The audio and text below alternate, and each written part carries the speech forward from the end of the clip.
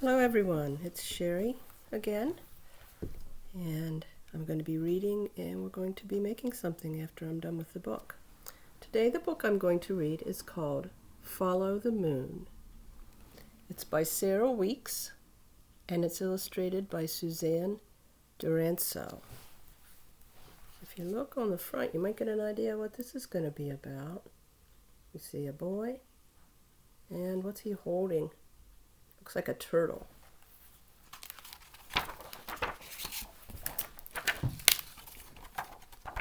Follow the moon.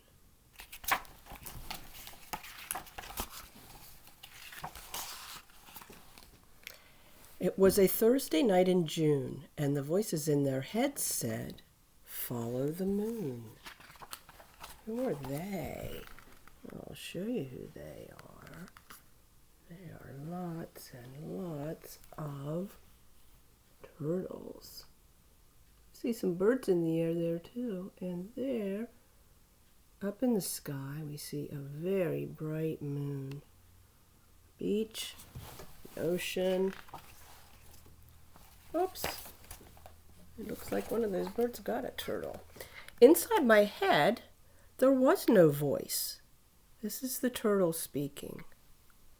I didn't hear a single sound. Uh-oh. One of our turtles isn't with the other ones. The other ones all went down to the beach, but he didn't. I didn't move. I had no choice.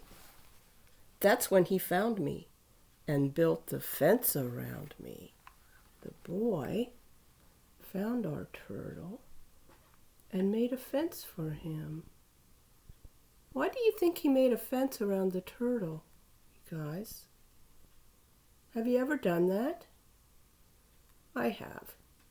I've made a fence out of sticks, and that was to protect the little animal that I found.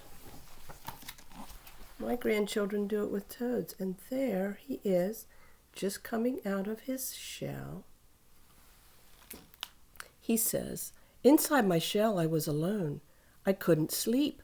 I tossed and turned. I don't know how he could have known. But in the morning he returned and told me what he'd learned." The boy came back. And there he is, talking to the turtle. He built him a sandcastle that day. The boy said, "It's bound to happen soon. You'll hear the voice inside your head saying, 'Follow the moon.'" There he is, sitting with his new friend, the turtle, at the ocean. Oh my, it looks so big out there, doesn't it? A fisherman on a boat. And then that night, here's what happened. He spread his blanket on the sand. He kept the dangers all at bay. He somehow seemed to understand that I needed him to stay. He didn't go away. There he is. And he just camped out with his turtle. He's keeping an eye on him. The boy doesn't want anything to happen to the turtle. Some things like to eat baby turtles. And then I heard it in my head. At first they squeak, and then a croon. The boy was right. It clearly said, "Follow the moon." And there's a close-up of our turtle. Look at, he's got the moon in his eye, it looks like. He sees it. On that Friday night in June, the voice inside my head said, "Follow the moon." Look at that. What's he see, you guys? I see some dancers. I see a little gazebo. I think people have music. And what is that light? Does it look like a moon? It does to me. The voice just kept repeating and repeating and repeating, and the drums just kept beating and beating. The moon hung from a silver string, the most beautiful thing. I had no choice. I had to listen to the voice. Oh, what is that? Is that a moon? Not really. And then a new voice began to speak. It was a most familiar sound. It said, "That's not the moon you seek. Turn around. Turn around. That's not the moon you've found." Let's look at that picture again. Talk about what that was that he saw. It's a mirror ball. It's a light that sometimes people have at dances. All the lights in the room reflect off of the little mirrors. But that's not the moon. No, Turtle, that's not right. Aggie, behave. And then he led me to the sea. He knew exactly what to do because he found the moon for me. I don't know how he knew unless he heard it too. He took him down to the edge of the water and he put him in the sand. On that Friday night in June, when the voice inside my head said, "Follow the moon." And so he did. There he goes.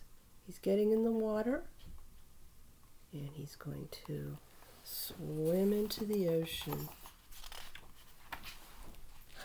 Now where is he? Oh, now he's underneath the ocean. And there's his friends and his brothers and sisters. And he's finally home where he needs to be. I'm going to turn back to this picture here again and let you look at it a little more closely. See the moon up there? I like that book. This is a dreamy book.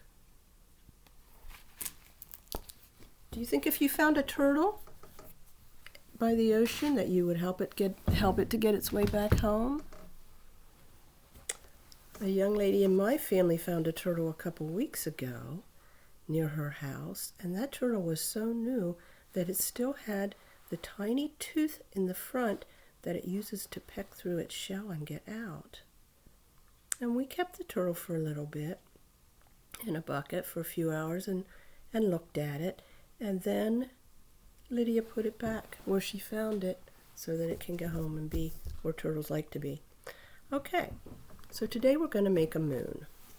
All right, and this is easy. You should have these things at your house. First, we're going to take a paper plate like this, and then take a piece of aluminum foil that will be big enough, plus a little more, to cover the paper plate like that. All right. The only other thing you'll need today is some coins. Now you'll have to ask your grown-up for these, and make sure that you only use them for this. Don't let them lay around where someone, like a little brother or sister that might put things in their mouth, don't let anyone get a hold of these that isn't old enough to have money. Okay, I've got a couple quarters, a dime and a nickel, and a couple of pennies. And now I'm going to show you what we're going to do. All right, take the plate and put it on the table like that. And then we just take our coins, and you can put them anywhere you want. You can use more coins or less coins. Put them wherever you like. And when you've done that, take your foil and lay it on top, just like that. Now, press down on the plate and the foil lightly. And when you do, you should be able to see the outline of where those coins are. Take your finger and just trace around each coin a little bit so that you have a circle impressed on the foil where the coin is. Look at all the coins. If you press, you might have to feel around a little bit to see where the coin, there's one I missed. There's a coin. It doesn't matter if you press where there is no coin, and it doesn't matter if you make other wrinkles, because the moon looks like it has a lot of wrinkles in it. If you want to, you can press harder, and you might actually get the face or the picture that is on the coin. If you do, it doesn't matter. Then, if you would like to have some more craters, because that's what we're making. We're making something that we hope looks a little bit like a crater with these coins. Do it again. Find the coins again. Because you moved the foil, the placement on the foil of the coins will be different. And now we have more craters. All right. Let's say, oh, there's another coin. All right, when you're happy with your craters, take the foil off, take your coins away, put the foil back on the paper plate where it was before, and just start to bend it and bend it all the way around so that your foil stays on your plate like that. Stretch it down, and you can just keep going around and make it nice and tight so that when you're done, you might have a moon that looks something like this. This is how mine turned out. You can attach something to the top and you could hang it. Maybe you could hang it in your bedroom window so that on nights when there is no moon out, you can't see it, you'll still have a moon, or you could hang it on your wall, whatever you like. And if you notice, when the light hits the moon differently, it makes it look different, just like a real moon. Who knows where the light from the moon actually comes from? I think you guys know. It comes from the sun. The sun's out here somewhere, shining down on the moon, and that's what makes it light like that. Okay, let's see if you can make one of those at home. And I'll see you next time. Thanks for coming today. Bye-bye.